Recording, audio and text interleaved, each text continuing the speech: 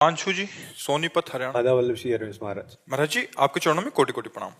महाराज जी, किन किन लक्षणों के बाद ही विरक्त मार्ग अपनाना चाहिए ताकि कोई मरकट वैराग्य में निर्णय ना लें और घर से ना भागे? पहली बात, 3 बातें हैं जो हमारे परमार्थ को मिटिया मेट कर देते हैं। पहला है काम भोग, कंचन, कामनी, कीर्ति। 3 बातें कहेंगे तो सबसे पहला साधक के जीवन में काम भोग आता है। यदि वो स्त्री विजयी है तो विरक्त मार्ग में कदम रखे नहीं, चुपचाप घर गृहस्थी में ब्याह करके अपने भजन को पुष्ट करे। स्त्री विजयी का मतलब हमारे पास अगर भोग उपस्थित है, भोगने का समय भी है, लेकिन हम नहीं भोगेंगे क्योंकि हम वैराग्य मार्ग के पथिक हैं। इतनी दम हो, बांध लंगोटा बचा के इंद्री कभी न देखा पर नारी, धर्म के टुकड़े खाकर भैया चढ़ी बदन पे तैयारी। तो परमार्थ में कदम रखना चाहिए, नहीं रखना चाहिए। तो जब ये स्थिति हमारे अंदर आ जाए कि पराई माता बहन अगर हमारे पास भी बैठी हो तो भी हमारा मन गलत मार्ग में न जाए, तो वैराग्य का हिम्मत करे।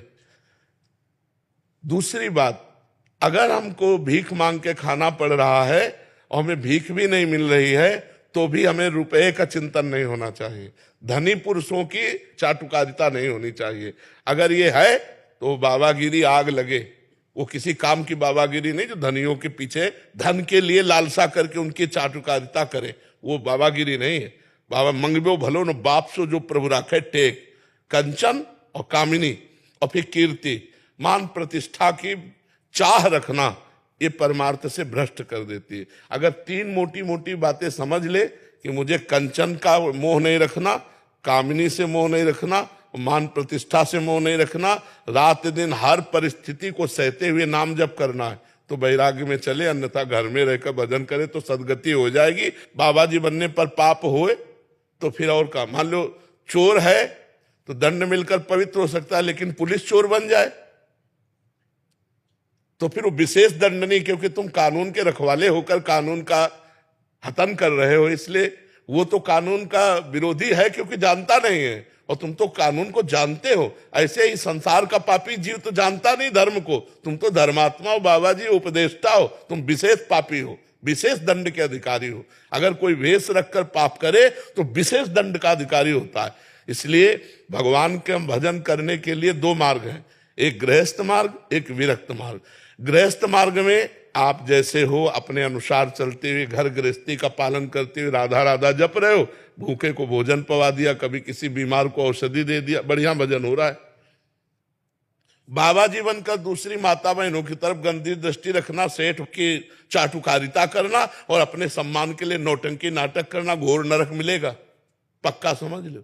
ऐसा नहीं कि बाबा जी बन गए तो तुम्हारे लिए बीमार ही आएगा, नहीं। तो हरई शिष्य धन शोक न हरई, सो गुरु घोर नरक वहां पर है।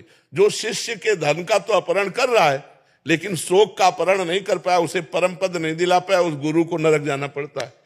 बाबा जी बनना बहुत खतरे में पड़ना है, कोई साधारण बात नहीं।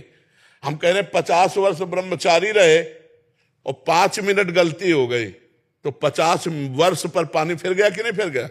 ये कोई छोटा मोटा गेम नहीं है, बहुत बड़ा गेम है। पूरी जिंदगी भर बिल्कुल लाइन पे चलना, लाइन से जरा से भी इधर गए कि मिट्टिया मेट हो गए।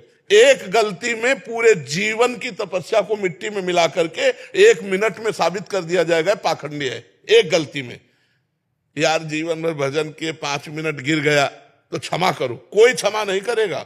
पूरा विश्व, पूरा भारत ये बोल देगा पाखंडी है, नहीं बोल देगा। तो बाबागिरी बहुत कठिन है, सबसे ज्यादा अगर कठिन काम है तो बाबागिरी का है। पूरे जीवन मनोरंजन नहीं, पूरे जीवन कभी मन का जो चाल है उसके अनुसार नहीं चला गया, उसके खिलाफ चला गया, और 1 मिनट चूक हो जाए तो कोई क्षमा नहीं करेगा। ऐसी है बाबागिरी।